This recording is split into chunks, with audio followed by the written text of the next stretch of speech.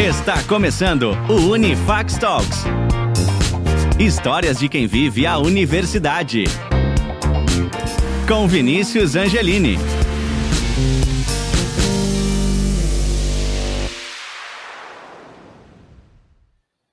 Olá pessoal, estamos começando mais um episódio do Unifax Talks, Histórias de quem vive a universidade, o nosso episódio número 6.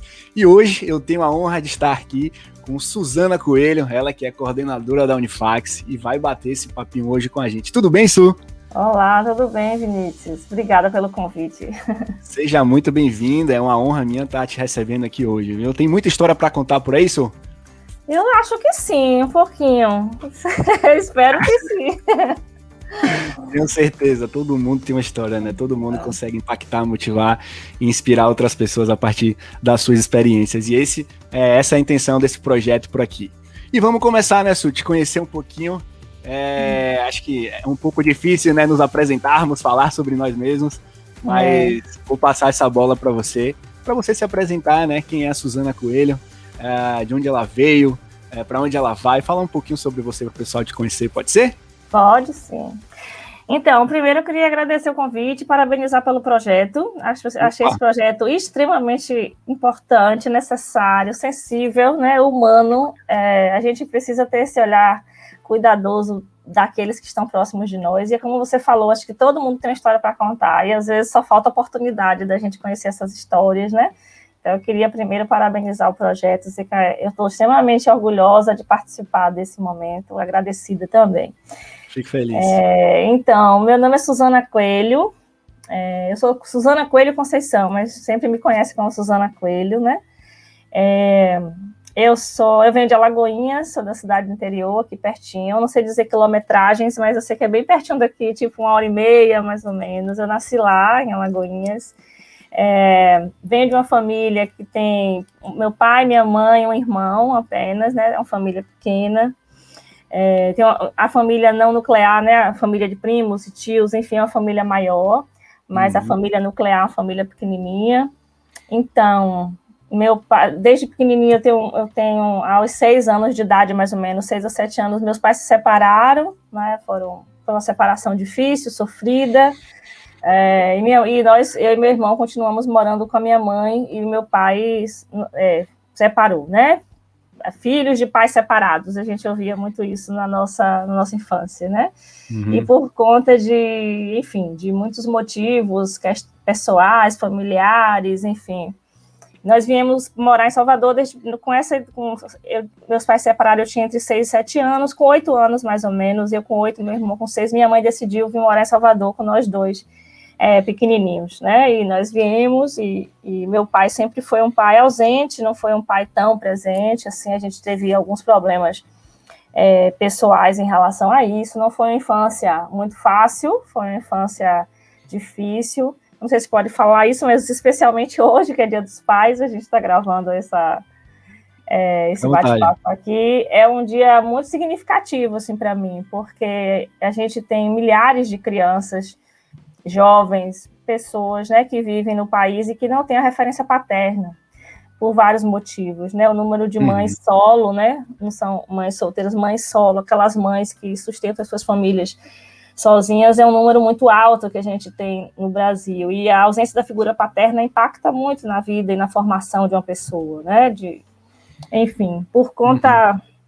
Mas, assim, eu queria também dizer que, apesar de eu ter tido essa infância difícil, adolescência e tal, já na vida adulta, eu consegui ressignificar a minha história com meu pai, me reaproximei dele, a vida me deu essa oportunidade, né, porque a gente, quando é criança e adolescente, a gente não tem muito noção das coisas e a gente, às vezes, vai sendo levado por histórias, por escolhas que outras pessoas fazem por nós, né, mas na minha vida adulta eu sentia muita falta disso e, apesar da relação muito difícil, eu consegui me reaproximar do meu pai, agradeço isso sempre, todos os dias, criei uma nova história com ele. Ele faleceu no início do ano passado, logo no início da pandemia, mas quando ele faleceu, eu estava com meu coração muito em paz, muito tranquilo, porque a gente tinha conseguido reconstruir a nossa história de alguma forma, né? E isso foi algo que impactou muito, assim, a minha vida pessoal, né? Que bacana. Que bacana, deu tempo, né, Su? Deu tempo de você recompensar todos aqueles momentos perdidos, né?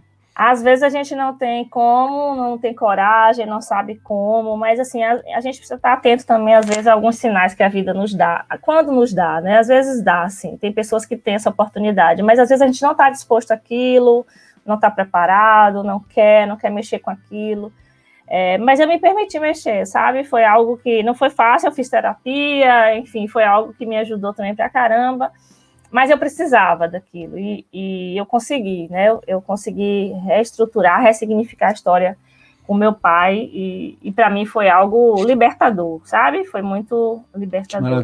Que maravilha. E pegando esse gancho, Su, já que você falou que você veio de Alagoinhas, né, para Salvador, ainda pequena, né, com a separação dos seus pais, como é que foi esse processo de chegada aqui na cidade para você, não entendendo muita coisa, né, do que esperava, do que ia acontecer, desse processo de mudança? O que passava na cabeça daquela criança aí naquele momento? Muito medo, muita insegurança. Eu lembro de forma fotográfica, assim, a imagem da gente saindo de Alagoinhas. A gente falando isso agora, eu consigo lembrar dessa cena. A gente saindo com o caminhão da mudança de Alagoinhas e a gente chorando muito porque a gente nunca tinha saído de lá, assim, né? Nossa família estava toda lá, os amigos, a escola, né, naquele momento. E a gente já vinha de uma separação muito difícil dos nossos pais, que não foi fácil. E eu lembro dessa cena exatamente, a gente saindo de mudança, vindo para Salvador. Então, eu sempre fui uma criança muito curiosa, muito observadora. Minha mãe sempre diz assim, você, quando começou a ler, eu tinha que esconder as revistas de adulto, né, as reportagens, os livros que não era linguagem para criança, alguma coisa nesse sentido, porque você queria ler tudo. Eu lia tudo, então eu era muito curiosa sempre. E eu me vejo hoje como uma criança que foi muito observadora de tudo que estava acontecendo. E isso me fez sofrer um bocado, porque eu percebi as coisas que estavam acontecendo. E aí eu lembro desse momento da transição, da gente vir de Alagoinhas para cá, chegando aqui, muitas inseguranças, a gente não conhecia ninguém. Tinha uma relação onde a gente foi morar, que era uma casa dos meus avós, que deixaram, né, para a família, então a gente foi morar nessa casa, os vizinhos, alguns nos conheciam, e ali a gente foi acolhido. Então, tem pessoas que são extremamente importantes assim, na minha história, porque ali a gente construiu um novo laço familiar, um novo vínculo familiar, né? Então, tem uma tia, minha tia Dalva, que é uma pessoa muito referência, com duas primas, que viraram nossa nova família, né? E aquele contexto todo ali, aquelas pessoas que moravam no nosso entorno. Então, a gente começou a se sentir mais seguro ali, né? Começamos a estudar numa escola próxima de casa, com aquele grupo também ali dos vizinhos, que viraram todos uma grande família, na rua onde minha mãe mora, que é a rua que a gente mora desde pequenininho, minha mãe mora lá até hoje, e quando a gente chega, todo mundo é tio, né? Tio, tia, tio, a gente se considera primo. Aí as pessoas dizem, mas ele é filho de quem? Irmão de quem? Não, é primo de consideração, mas é uma consideração que é como se fosse que eu convivi mais com eles até do que com as pessoas da minha família de sangue, né? Então, é uma passagem, assim, muito importante. E aí nós estudamos no colégio público durante todo esse tempo, ali no Barbalho, né? Foi onde nós moramos. E eu e meu irmão, e aí a gente fiz o segundo grau, terminamos ali a escola, e íamos às férias para Alagoinhas, todas as férias, geralmente a gente passava em Alagoinhas com nossos primos, primas, tios e tias. Lembro da minha mãe também trabalhando muito, outra coisa que a gente fala hoje também, nesse dia, se fala muito das mães que são pai e mãe, né? Na verdade, as mães que são pai e mãe são mães que a gente romantiza chamando elas de guerreiras, mas por trás dessa palavra guerreiras aí tem muita dificuldade, muito sofrimento, muita luta, porque não dá para substituir um pai, assim como não dá para substituir uma mãe, né? Cada um tem o seu papel na nossa família, na nossa construção. E por mais que a gente tente dizer, é pai e mãe, não é. Então vira uma sobrecarga muito grande para essa pessoa que assume isso de ser pai e mãe, né? Então, eu lembro muito da minha mãe trabalhando muito para sustentar a casa, para não deixar faltar nada para a gente, sempre naquela loucura do trabalho, de estar sempre buscando coisas para que não faltasse nada para nós. E assim a gente conseguiu, enfim, caminhar, estudar, construir laços. Eu tenho laços com amigos hoje que são pessoas que são extremamente também importantes na minha formação, né? E foi assim, terminei o segundo. E existia aquela pressão, né, da sua parte, assim, aquele receio, aquele medo de não vingar, digamos assim, né, já que acho que o seu histórico familiar, o seu ciclo em que você vivia, poderia te proporcionar isso? Sim. Eu lembro que, assim, quando meus pais se separaram em Alagoinhas, ainda tinha um preconceito muito grande, tipo assim, de pais separados, a mulher que é separada, né, ela é vista muito assim, muito mal vista, né?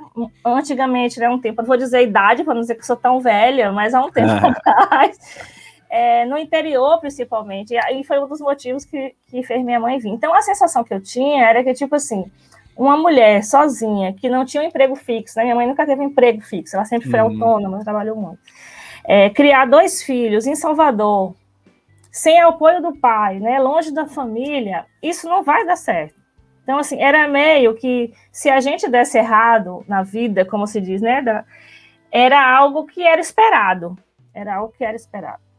Mas a gente caminhou... Eu acho, pelo que você me falou, você já, não que se diferenciava, mas já tinha outro pensamento desde criança, que você falou que já lia muito, né? Então, eu acho que essas suas atitudes ali te diferenciavam ali desde cedo, né, das pessoas que você tinha ao seu redor, acredito eu. Eu queria muito estudar, e eu ficava com aquele medo assim, eu não posso dar errado, né? Porque a sensação, mesmo não sabendo elaborar como eu elaborei agora, mas eu, certo, criança, adolescente, eu tinha aquela sensação, poxa, se a gente der errado, a gente já tem tantas dificuldades, e a gente ainda não estudar, e a gente ainda... porque minha mãe sempre incentivou a gente a estudar. Meu pai, mesmo ausente, era uma coisa que ele tinha muito, essa coisa do estudo. Ele adorava essa coisa da gente estudar e crescer, né? Enfim. Então, eu tinha aquela sensação, a gente precisa acertar, né? A gente precisa... E eu queria, de alguma forma, crescer, conhecer o mundo. Eu sempre tive isso na minha cabeça. E, para isso, eu tinha que estudar. Não tinha outra opção. Então, eu sempre quis estudar muito, estudei muito, sempre gostei. E a sensação que eu tenho é que, tipo assim, com todas as dificuldades, a gente deu certo, a gente está dando certo, né? Porque a gente trabalhou, estudou. Hoje eu sou uma pessoa que eu sou realizada profissionalmente. Nossa, quantas pessoas sonham em dizer isso? Eu fico muito feliz quando eu digo, nossa, eu me encontrei no meu trabalho, né, na minha profissão. Eu sou realizada profissionalmente. Eu costumo dizer a meus alunos assim, eu sou realizada com letrinhas pretas e negrito, em caixa alta e com aquele marcadorzinho amarelo, assim, tipo... eu sou realizada profissionalmente, eu vim com muitas dificuldades e tal, mas eu cheguei em um lugar, assim, hoje estou chegando, né, que eu não acho que a gente nunca chegou, a gente está chegando, né, a gente está... Com certeza. Caminhando, eu adoro o que eu faço, assim, e eu acho que as minhas fragilidades emocionais, as minhas fraquezas, as minhas inseguranças do lado pessoal, eu acho que eu meio tentei suprir com essa coisa do profissional, e eu dei muita sorte de ter conseguido escolher um caminho que me satisfez, que me deixou feliz e que hoje eu faço com muita alegria, assim. Já pegando esse gancho, fala para o pessoal, Su, o que você faz hoje? Eu faço tanta coisa. Só vou te dizer que tem uns alunos meus, quando eu começo a falar na sala, eles dizem assim, você dorme que horas, né? Não para. Ou então eu já recebo mensagens assim, no WhatsApp, tipo, 00:00, 1h, e as pessoas dizem, Su, eu tô te mandando porque eu sei que você não dorme, eu tô te mandando mensagem essa hora. Então, hoje eu sou coordenadora do curso de Serviço Social da Unifacs, né?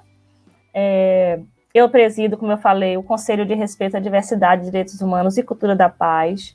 Eu coordeno alguns projetos na área de extensão, como o Centro de Cidadania, o Núcleo de Orientações e Práticas Socioassistenciais que a gente tem na Unifacs. Tem um projeto lindo que eu adoro, que é o Academia Vai ao Cárcere, que é um projeto que eu construí em parceria com o Ministério Público, o doutor Edmundo Reis, um grande parceiro, desde 2017, que é um trabalho que a gente faz aproximando a academia do sistema prisional, e a gente já fez muitas coisas lá dentro, coisas assim, até agora no período de pandemia, com todas as dificuldades de atividades presenciais, a gente conseguiu fazer de forma online, né? Tem outros 2 projetos que nasceram também no iniciozinho da pandemia e que eu adoro falar deles, que eu fico bem orgulhosa de fazer parte, que um é a Rede Afeto, que é uma rede... O afeto virou essa palavra que eu adoro, mas é uma sigla, tá? E para minha sorte, quando eu criei o nome, virou a sigla Afeto, que é apoio, fortalecimento, escuta e troca de orientações para mulheres e meninas nos espaços, começou nos espaços acadêmicos, mas hoje já cresceu, a gente já está fazendo outros trabalhos. E tem o Núcleo Representa, que eu também adoro, que é um núcleo de representatividade negra no curso de medicina, porque a gente sabe, né, que os cursos de medicina, em especial em faculdades particulares, é majoritariamente branco, e a gente tem alguns estudantes negros e que não se sentiam pertencentes ali. Chegavam ali e diziam, será que esse lugar é meu mesmo? Será que é aqui? Porque eles não se viam. E aí me buscaram dentro da universidade para a gente criar esse núcleo. Então, é um núcleo que eu sou extremamente orgulhosa de fazer parte, em parceria com um grande amigo chamado Walter Adam, Valtinho, que tem me ajudado nessa missão aí da gente conduzir esse núcleo de representatividade negra dentro da Unifax. Legal. Enfim, acho que são esses. Eu tenho um monte de projetos que vai surgindo assim, tá? Mas agora eu lembrei desse. E aí, já tentando fazer um gancho, né? Você acha que a sua história, né, desde ali do momento com seu pai, né, por ser uma mulher negra também, você acha que a sua história de vida passada fez com que você tomasse essa decisão de trabalhar com o que você trabalha hoje? É possível, eu acredito que sim. Eu sempre tive isso de conhecer as pessoas, de conhecer histórias. E quando eu vou dar aula em serviço social, o primeiro dia de aula, eu sempre pergunto assim, por que vocês escolheram serviço social? E a resposta, quase 100% das respostas é assim, porque eu quero ajudar as pessoas. Aí eu boto a palavra ajudar no quadro e eu pergunto, ajudar em que sentido? É o que ajudar? Porque assim, ajudar dando uma cesta básica, dando uma roupa, uma sopa, uma coisa assim, não precisa fazer 4 anos de faculdade, não precisa pagar a faculdade. É algo que qualquer pessoa faz. Mas para ajudar a pessoa no real sentido da palavra, que é garantir seus direitos, tirar essas pessoas desse lugar de extrema pobreza, contribuir com essa autonomia das pessoas, né, com a cidadania, com a justiça social, a gente precisa estudar e fazer algo que profissionalize. Então, eu não sabia explicar isso, mas quando eu escolhi a profissão de serviço social, eu lembro que quando eu fui fazer a inscrição para o vestibular, na época que eu fiz só tinha na Católica, eu fui lendo, né, a descrição, porque eu fiz vestibular muito nova, eu não tinha muita maturidade, mas eu sabia que eu queria algo nessa área, ou pedagogia, tanto que os 3 cursos que eu escolhi foi pedagogia, psicologia e serviço social. E o serviço social era o que eu menos conhecia. E aí, quando eu li do que se tratava o curso de serviço social, eu escolhi fazer. E aí foi o que eu passei de primeira, e não me arrependo, faria de novo se eu tivesse que fazer. Então, eu acho que tem um pouquinho dessa coisa da minha história de vida, de querer tirar essas pessoas de determinados lugares e sofrimentos. E essa história de se reconhecer enquanto mulher negra é algo muito forte também para mim. Porque a gente vive numa sociedade extremamente preconceituosa, machista, racista, né? Infelizmente, a gente avança em muitos aspectos, mas em outros a gente não avança. Tem a sensação que a gente dá 10 passos para frente e 20 para trás. A gente fica o tempo todo assim. E aí eu demorei, esse grupo representa muito importante para mim, porque eu demorei muito de me reconhecer enquanto mulher negra. Porque a gente vem também de uma estrutura muito cheia de padrões, em especial para nós mulheres, né? Eu tenho uma pele mais clara, né? O que se chama de morena. Na minha família, quando eu dizia, mas eu sou negra, porque meu pai é negro, minha mãe é branca, né?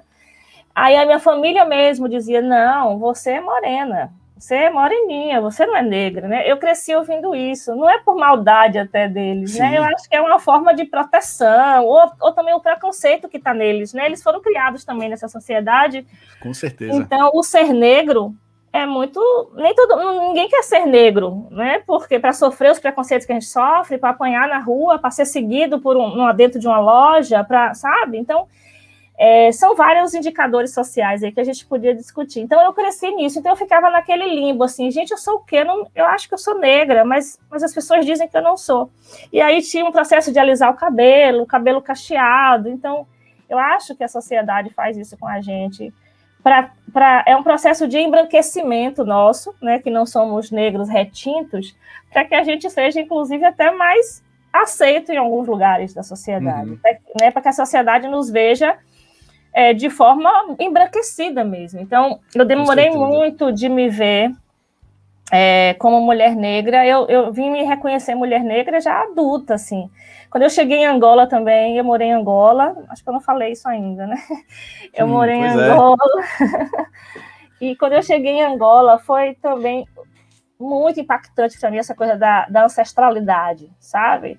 Da raça, de eu me reconhecer mulher negra, de eu ver as raízes e tal. Então, com os meninos do Representa, com os meninos do Representa, por exemplo, as meninas em especial, eu me vejo muito nelas e eu consegui ressignificar a minha história, revisitar, na verdade. Contribuiu muito para o seu processo de reconhecimento, de fato, né? Você tinha tantas essas dúvidas, essas pessoas falando todo momento sobre você, e você ir para Angola e ver aquele mundo, né? Aquela ancestralidade, como você fala, daquelas pessoas, deve ter sido... E eu me identifiquei muito quando eu cheguei lá. E, engraçado, meu pai dizia isso, né? Meu pai sempre falou essa coisa de ser negro, ele nunca questionou isso, né? Ele sempre valorizou a coisa das raízes, assim. E as poucas conversas que eu tive com meu pai ao longo da vida, nossa, quando ele soube que eu ia para Angola, ele ficou felicíssimo, porque ele dizia assim, você agora vai conhecer suas raízes, ele dizia para mim. E foi um momento, e foi muito, muito importante para mim, essa mais do que crescimento profissional, porque eu fui para lá trabalhar, eu tive um crescimento e uma transformação pessoal mesmo, né? E hoje, trabalhando com meninas negras, meninos e meninas negras, eu vejo como é importante a questão da representatividade. A gente precisa ter isso, senão a gente fica muito tempo realmente sem nos reconhecer, sem nos identificar enquanto pessoas. Quem sou eu, né? Então, eu fiz a transição do cabelo, durante muito tempo usei meu cabelo alisado, e aí quando eu vejo minhas alunas dizer, Pro, que massa que você fez isso no cabelo, tipo, eu vou fazer também no meu, eu consigo. Então eu fico assim, nossa, se eu tivesse alguém naquela época minha, na idade delas, que me desse a mão e dissesse assim, vem por aqui, bora, seria tudo mais fácil. Mas, enfim, e hoje poder ser esse alguém é muito gratificante. Eu fico muito feliz quando elas dizem assim, Pro, eu estou fazendo isso por sua causa, olha, Pro, como você disse para mim, olha, Pro. Então, isso é por isso que eu disse que eu sou realizada profissionalmente, eu sou muito realizada nesse sentido. Tenho certeza que a partir dessa entrevista também você vai conseguir inspirar outras pessoas também a fazerem o mesmo pensamento. Tomara. E falando um pouquinho sobre o processo desse namoro com a Unifax, como é que foi esse chegar até a instituição, assim? Você já se conhecia, já se conectavam? Como é que foi chegar até a Unifax a partir de toda essa trajetória que você já destacou? Então, eu conheci a Unifax porque é uma instituição grande aqui na Bahia, referência, né, há 49 anos, então eu já conhecia, mas assim, eu nunca pensei, nunca fiquei assim, nossa, eu queria trabalhar na Unifax, porque eu não me via trabalhando na Unifax. Primeiro, porque eu não tinha o curso de serviço social, né, que era o curso que é da minha área. Segundo, porque há algum tempo atrás, você já deve ter ouvido isso, a Unifax tinha uma imagem muito assim, distante da nossa realidade, da realidade, inclusive, de alguns de nós que viemos de escola pública e tal, né? Era algo distante da minha realidade, né? E aí eu nunca pensei. Então, tanto quando eu fui trabalhar com educação, eu trabalhei em outra faculdade particular aqui de Salvador. Foi a partir daí que eu fui para Angola, porque um ex-coordenador meu gostava muito do meu trabalho e quis me levar para lá. Trabalhei trabalhei na primeira faculdade que ofertou o curso de serviço social aqui, depois da Católica, porque só a Católica ofertava durante 40 anos. Mas, assim, a Unifax, eu tinha uma admiração, eu passava pelo prédio da Unifax e eu achava lindo o prédio, né? Eu dizia, nossa, essa deve ser muito massa trabalhar aí. Mas eu não dizia assim, vou trabalhar aqui. E aí, quando eu fui para Angola, que eu voltei de Angola, eu recebi alguns convites para palestra, para evento e tal, eu trabalhava numa outra faculdade e... Para minha surpresa, eu recebi um convite de um ex-diretor da instituição, de um reitor, me ligou, tipo, num sábado à tarde, assim, sabe? Tipo, era sábado, tipo, depois do carnaval, era um dia, assim, que você jamais ia esperar uma chamada de trabalho. E nessa época, eu tinha montado uma empresa de consultoria, que eu trabalho com gestão de empresas também, de previdência, e na minha área de serviço social, ainda tem poucas pessoas as pessoas não veem a gente com perfil de gestores, né, de empresa, acha que assistente social só trabalha com gestão da saúde, da assistência, e eu tinha um histórico já na área da gestão, de empresas, porque minha especialização, eu gosto muito dessa área. Então, eu tinha uma empresa de gestão também, estava dando aula na pós-graduação, implantei alguns cursos de pós aqui em algumas faculdades, e aí eu não sei por que uma amiga me indicou para essa pessoa da Unifax na época, para ele me convidar. E aí ele me convidou, me chamou a primeira vez, aí eu disse, professor, obrigada, mas eu não é o momento agora, eu tinha acabado de voltar de Angola, queria focar em outras coisas, não queria me prender em uma instituição, assim. E aí eu disse 3 vezes... Quem diria, hein? Aquela mulher que passava, oh, meu Deus, quero trabalhar aqui uma vez, não vai ser o momento, né? Tá vendo como as coisas acontecem? A gente acha que não, tem horas que eu digo assim, meu Deus, olha onde eu tô, né? E aí enfim, eu disse não, mas aí na terceira vez que eles me ligaram, eu disse, vou ir pra gente conversar. E quando eu cheguei, a proposta era muito massa. E quando eu entrei naquele prédio ali, eu fiz a entrevista no antigo prédio que tinha ali no Costa Azul, que era a reitoria na época, né? E eu fui super bem acolhida, super bem tratada, e a gente fez uma reunião, e a proposta era irrecusável, assim, era uma proposta para eu implantar um curso de serviço social do zero. Eles não tinham o curso de serviço social presencial, tinham o EAD, que já funcionava desde 2010, mas quando eu fui chamada foi 2013, eles queriam construir o curso presencial. E aí, para mim, era tipo assim, era o que eu faltava para eu, deslanchar, ou Sim, então, com certeza. Né, na minha carreira, na minha profissão. Eu disse, tá, vou aceitar. Aí eu aceitei, e aí desde 2013 eu estou na Unifax, para a minha alegria. Implantei o curso de serviço social do zero, né, desde 2013, a gente já formou 7 turmas, se eu não me perdi nas contas. A gente tem escrito uma história muito bonita, assim, do serviço social. A Unifax abriu todas as portas que eu precisava, e tudo que eu pedi, tudo que eu fiz, todos esses meus projetos, eles sempre me apoiaram em tudo. Eu costumo dizer, viu, Vini, que quando eu fui chamada para a Unifax, que eu fiz a entrevista com essa pessoa que me convidou na época, eu disse para ele assim, olha, depois que eu vim trabalhar aqui na Unifax, eu não tenho perspectiva de trabalhar em nenhuma outra faculdade aqui da Bahia. Para mim, sabe, não tem, porque para mim a Unifax era o top, era tipo... Então, o auge. Era o auge, exatamente. Então eu falei, eu acho que não tem. Se eu tiver que ser chamada para trabalhar em outra faculdade, talvez, tem que ser em outro lugar, porque assim, eu cheguei aqui onde eu queria chegar e eu consegui fazer tudo que eu quis fazer. Tive apoio de todas as formas. As pessoas respeitam meu trabalho, consideram, acreditam em mim, sabe? Acreditam nos projetos, acreditam nas ações.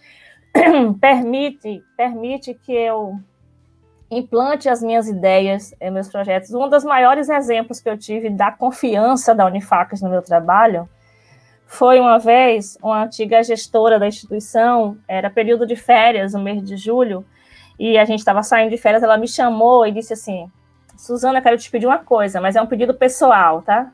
Não é profissional. Eu falei, tá bom, eu quero muito que você leve meus filhos para conhecer algumas realidades sociais dessas que você vive, que você transita. Aí eu pensei assim, nossos filhos, você entregar seus filhos para alguém é uma confiança? Aí eu falei para ela, brincando assim, eu posso levar para qualquer lugar? Aí ela falou, pode. Eu falei, eu posso levar para o presídio? Ela falou, pode. Eu falei, então vou fazer. Então tá bom. Aí eu criei o projeto Férias com Propósito. O nome do projeto é Férias com Propósito, que a gente está até com ele, uma segunda edição dele agora. E aí eu reuni jovens, porque esses meninos, filhos dessa antiga gestora, não eram estudantes ainda, eles eram adolescentes que estavam saindo do 2º grau e iam fazer ainda vestibular. Eu aí reuni alguns adolescentes, meu sobrinho, afilhada, os filhos dela, filhos de outros professores, todo mundo que queria. E a gente criou Férias com Propósito, e aí eu levei uma vez por semana, durante as férias, esses meninos e meninas para conhecer o presídio, o banco de sangue, o NACE, criança com câncer, um abrigo de idosos, e em todos os lugares que a gente ia, não ia só visitar, dizia para ele, não é só chegar lá visitar como que aquelas pessoas são na vitrine e a gente vai lá ver, fazer uma selfie, não é isso. A gente precisa oferecer alguma coisa para essas pessoas. Então, no banco de sangue, eles doaram sangue, né? No presídio, a gente fez uma roda de conversa lá com as mulheres. No NACE, a gente passou uma tarde brincando com as crianças que têm câncer lá dentro. No de idosos, a gente também brincou com eles, leu o livro, passou uma tarde batendo papo. Então, é disponibilizar o seu tempo para contribuir com aquelas pessoas de alguma forma, sabe? E foi, eu acho que mais para as instituições, para essas pessoas, foi muito marcante, para esses jovens. É isso que eu ia te perguntar, Su. Qual é o feedback que eles passam, assim? Qual o impacto que esse tipo de ação causa aí para eles, né? Até dessa mãe que mandou levar os filhos, como foi a resposta dela para você? Eu falei, olha, eu vou levar, viu? Isso é a maior prova de confiança que a pessoa pode ter na outra. Nossa, ela adorou, me parabenizou, ficou extremamente feliz.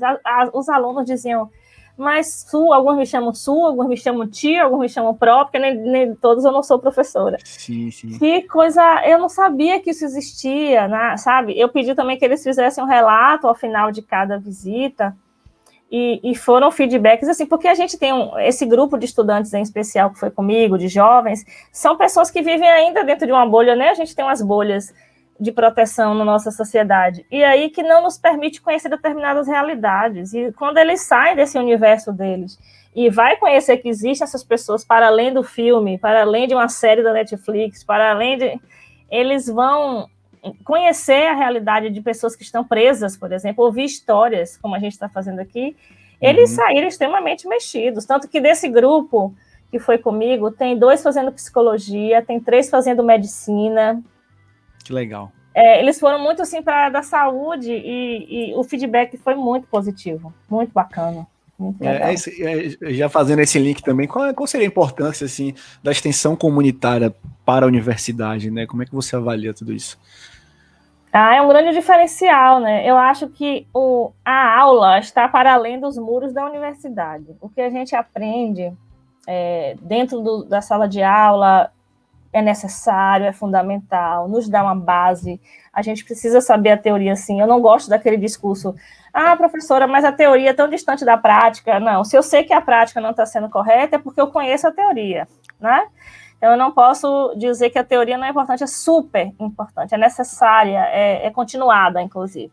Mas a gente precisa saber para além disso. Então, quando eu comecei a fazer esses movimentos com os nossos estudantes, a gente precisava ter aulas além dos muros da faculdade, para que eles conhecessem realidade, né? Não adianta eu ler um livro falando como é a realidade dos presídios, e quando eu chego e eu não conhecer essa realidade. Então, é necessário que a gente conheça, né? Então, a gente já fez aula no terreiro de candomblé, a gente já fez aula na parada gay, a gente já fez aula no movimento, numa ocupação de sem terra, a gente já fez aula numa comunidade que foi invadida pela chuva, a gente já, como eu falei, dentro do presídio.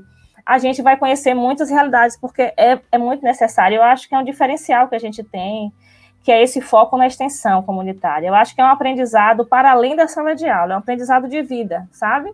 E cabe para todos os cursos, e cabe para todas as formações. A gente, por exemplo, só dando um exemplo rápido, quando a gente vai para o presídio e vai uma estudante de arquitetura com a gente, ela já olha a estrutura dali, ela fez um projeto para mães amamentarem, não sei o que, ela já pensou. Quem é de psicologia já pensa em outro tipo. De medicina, conseguiu detectar problema de saúde em mulheres lá dentro que nem elas sabiam que ela tinha. E conseguiu encaminhar ela a tempo para fazer um tratamento cardíaco, porque ela estava grávida, ela não sabia e ela não podia, pelo problema que ela tinha, engravidar. E esse estudante de medicina, examinando ela e lendo os prontuários, ele detectou isso e pediu a junta médica para encaminhar ela o mais rápido possível. E ela foi encaminhada, e ela conseguiu fazer a cirurgia, e ela conseguiu seguir a gravidez dela e teve o bebê dela. Então, isso aí, meu Deus, é algo que a gente não tem como mensurar, né? Então, o conhecimento da realidade associado àquilo que eu aprendo na sala de aula é fundamental para uma formação mais consistente, humana, solidária, né? Justa. Eu consigo fazer a transformação, e quando eu digo em sala de aula, olha, gente, a questão da transformação social, a gente não vai transformar o mundo inteiro, a Via Láctea, o Brasil, a gente não vai conseguir, mas se a gente conseguir transformar a vida de uma pessoa, de uma comunidade, já é minha transformação do mundo, já é minha marca que eu deixei no mundo, e com certeza aquela transformação ali, ela vai se multiplicar. Então, assim, no momento que eu estou dando uma aula, aquele estudante sai da sala, poxa, eu não sabia que isso existia, professora, agora eu já sei. Quantos e quantas estudantes, ao final das nossas aulas, da minha aula, chegam e dizem, eu quero falar com você. e disse para mim, professora, eu estava pensando em tirar minha vida e me matar, porque eu sou gay e minha família não aceita. E nessa sua aula de hoje eu me senti acolhido para vir falar com você sobre isso. Eu não posso simplesmente virar as costas e dizer, olha, isso não é problema meu, eu sou sua professora, vai resolver isso com sua família. Não, eu preciso acolher aquele estudante. Quantas e quantas vezes, ao final de uma aula, a gente falando sobre gênero, feminicídio, direitos, chega um estudante e diz assim, professora, meu marido, eu sofro violência doméstica do meu marido, me ajude, como é que eu faço? Então, o papel social que a gente tem é para além dos conteúdos teóricos. Eu acho que a educação tem um grande papel social de transformação dessa sociedade mesmo. E volto a dizer, às vezes não é transformação mundial, mas é a transformação pequenininha ali que vai se transformar numa grande transformação maior, né, de pessoas. Com certeza. Acho que é uma curiosidade minha também, você falando em sociedade. Como é que você tem visto essa mudança, talvez, acho que depois da pandemia, né, houve-se uma tendência muito mais a ser mais colaborativo, contribuir mais, mas óbvio que não é o suficiente, né? Como é que você enxerga esse processo de mudança de uma sociedade perante esses temas tão relevantes aí, né, que a gente consegue, que você tanto trouxe aí durante a sua fala? Uhum. Eu acho que a gente vive um momento de mudança muito drástico, assim, muito, muito grande. Algumas não tão positivas, outras sim positivas. Mas eu vejo um grande ponto aí desses pontos que eu trouxe é que a gente tem que ver todos esses temas, essas pautas como coletivas. É uma responsabilidade nossa a questão do preconceito, do feminicídio, do homicídio, da LGBTQIA+, fobia, de garantir direitos para essas pessoas. Eu acho que é uma responsabilidade coletiva. Eu não posso dizer assim, eu não sou gay, não vou lutar pela causa gay. Eu não sou negra, eu não vou lutar pela causa negra. A gente precisa entender, eu acho que a gente perdeu isso um pouquinho ao longo da vida. A gente perdeu a capacidade de se indignar com as coisas que estão erradas. Eu acho que a gente está muito numa zona de conforto, eu acho que a gente está muito ainda no textão do Instagram, textão, vidas negras importam, só naquele momento que está no auge, que é modinha, que faz uma selfie, mas no dia a dia, o que é que eu estou fazendo para isso, sabe? Eu acho que vai para além do ajudar, como eu falei mais cedo, do dar uma doação, uma coisa, eu acho que é despertar de uma consciência política mesmo, e crítica. Transformar, né, Su? Eu falei agora, recente, em maio, final do mês de maio, a gente teve o dia de visibilidade LGBTQIA+, né? O dia das pessoas. E aí vocês viram que a cidade inteira ficou colorida. A gente colocou os shoppings, né, os monumentos, as faculdades, as lojas, as páginas de Instagram, todo mundo com aquelas cores, né, da bandeira, apoiando o movimento. Mas passou aquele dia. Será que eu apoio mesmo essas pessoas? Será que eu escuto essas pessoas? Será que na minha empresa eu emprego essas pessoas? Será que ao encontrar essas pessoas na rua eu trato elas bem? Será que no momento que eu vejo uma dessas pessoas ser agredida na rua, eu busco ajuda para ela, eu me envolvo para dizer que não é para fazer aquilo? Será que que se tiver uma pessoa na minha família, como é que eu estou tratando essa pessoa dentro da minha família?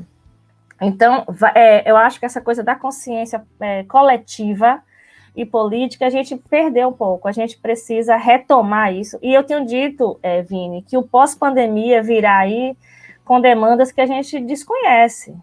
Assim como a pandemia era algo que a gente desconhecia, a gente foi pego de surpresa e a gente precisou virar o jogo muito rápido para se adaptar a esse cenário, o pós-pandemia que virá ainda vão vir com novas questões que a gente jamais viu. Eu tenho dito que a profissão de serviço social, a profissão de psicologia, são profissões do pós-pandemia, assim, porque a pobreza cresceu muito, a questão dos problemas, né, a questão da saúde mental, muito forte, né, o desemprego, as políticas públicas precisam ser revistas, a gente precisa revisitar essas políticas para ver até que ponto elas estão, sim, garantindo direitos. Então, a pandemia descortinou um monte de coisa que a gente talvez não soubesse e que vai exigir de nós novos posicionamentos. E nós, que eu digo, nós sociedade, nós poder público, sabe? Todos nós juntos e juntas. Então, eu acho que o pós-pandemia vai exigir também da gente muito mais para a gente conseguir reerguer esse país, né? Se é que a gente vai conseguir um dia. Eu sou esperançosa, eu acho que a gente vai conseguir. Com certeza, é algo que tem que ser enfrentado coletivamente, né? Imagina, e esses profissionais também, só para esses meninos e meninas que estão na faculdade agora, aqueles que são meus alunos, eu digo assim, vocês são profissionais do pós-pandemia. Se preparem, porque a sociedade vai precisar muito de vocês. Então, estudem muito, se preparem, queiram estar nos espaços, discutir, porque o pós-pandemia vem aí e a gente também não sabe lidar com ele ainda. Então, vocês que estão estudando agora, que vão se formar por agora, é de vocês que a gente vai precisar. Então, eu acho que eles têm também precisam ter essa visão, sabe? Que legal, que legal. É o que eu falo aqui, Su, a cada história é um aprendizado. Para mim também, ouvir você falar é muito bom. E para quem está ouvindo a gente, vendo a gente também, tenho certeza que já mudou um pouquinho aí na concepção de cada um. Mas vamos pro nosso bate-bola, Su? Ai, meu Deus, vamos. Começou. Esse é o momento que sobe uma musiquinha aqui. Tá. E é o momento mais descontraído aqui do nosso bate-papo. Eu vou falar algumas coisas aqui e você tem que ficar bem à vontade e falar o que vier primeiro aí na sua cabeça. Pode ficar à vontade, fale o que você quiser, o espaço é seu, a entrevista é sua, quem manda aqui é você. Combinado? Tá, combinado. Vamos lá, Su. Uma frase, Su. O afeto é revolucionário. Um afeto é revolucionário. Boa. Uma conquista. A minha realização profissional. Um aprendizado. Ai, meu Deus. Teve na sua vida. Puxa, eu tenho tantos aprendizados. Eu aprendi a me reconhecer enquanto mulher negra e gostar disso. E gostar de ser uma mulher preta. Me reconhecer nela. Muito legal. Ressignificar é revisitar suas histórias e, mesmo não conseguindo reescrevê-las, mas reenxergá-las, né? Rever de outra forma. Eu acho que isso é ressignificar. A minha mãe é? Forte. Minha mãe é forte. A Angola me fez perceber que... que a gente precisa de tão pouco para viver. A gente precisa de muito pouco para viver. A Angola me ensinou isso. Legal. Nessa pandemia, eu... surtei algumas vezes. Todos nós. Não, nessa pandemia eu lidei comigo mesmo. Fui eu comigo mesmo. Eu e minha solidão. Eu e minha solitude. Sabe? Foi isso. Todo mundo tem o direito de... errar. Todo mundo tem o direito de errar. Com certeza. A Unifax, para mim, é... um portal de grandes acontecimentos. É um parque de diversões lindo, assim, com todos os brinquedos que eu gosto de brincar, sabe? A Unifax me deu essa possibilidade na minha vida. Que bacana. Participar do Unifax Talks foi... foi lindo, emocionante. Estou emocionada aqui. Estou me sentindo extremamente feliz de estar aqui nesse lugar. Um orgulho. Obrigada. Sua felicidade é a minha também. A gente sempre termina aqui, né, nosso bate-papo com algo que sintetize tudo que foi falado aqui, dito por você ao longo da sua vida, né? Sua trajetória, desde aquela criança pequena ali que veio de Alagoinhas para Salvador, né, que teve o afastamento do pai, o ressignificar a mulher negra que ela é, né, a volta a falar com o pai, abrir o serviço social dentro da Unifax, enfim, aquilo tudo que contextualiza a sua história, o que você viveu, o que você vivenciou e o que você aprendeu. E aí eu te pergunto, Suzana, qual é a moral da história da Suzana? Ai, meu Deus, a moral da minha história é que por mais que a gente não acredite na gente, que a gente pense em desistir em alguns momentos, que a gente receba olhares preconceituosos da sociedade ou tentando lhe diminuir, ou que você se ache pequenininha diante de alguns acontecimentos, diante de outras pessoas, é que a gente jamais deve se comparar com ninguém. Cada história é única, cada pessoa é única. E quando eu acho que a gente precisa, e aí eu acho que nem todo mundo tem essa oportunidade, mas eu acho que a grande moral da história é a gente encontrar redes de apoio que nos fortaleçam.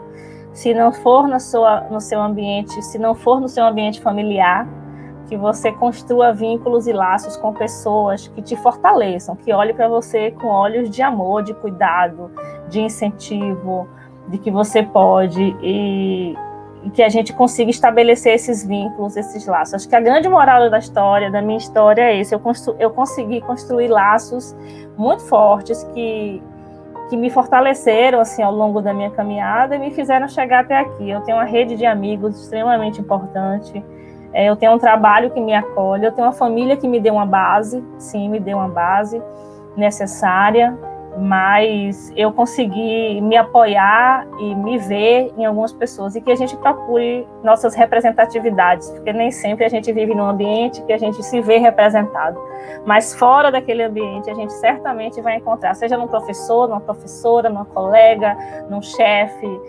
enfim, eu acho que a gente precisa se encontrar nesse mundo. Eu acho que a grande moral da história é essa.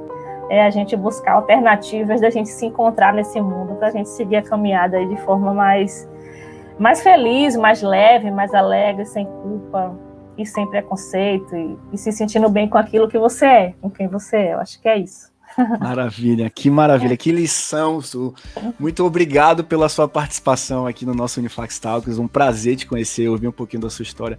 Tenho certeza absoluta que você conseguiu atingir o objetivo desse podcast aqui, que é contar a sua história, motivar, inspirar e mexer na cabeça de muita gente. Com certeza vai ocorrer isso, e só agradecer mesmo. Muito obrigado pela sua participação. Obrigada, eu que agradeço. Um abraço para todo mundo. Sinta meu abraço aí, Vini, mesmo de longe, viu? Um abração para vocês. Obrigada. E a gente vai terminando aqui, pessoal, o nosso 6º episódio. Eu te aguardo no 7º. Tem muita coisa boa vindo por aí e eu te espero lá. Tchau, tchau.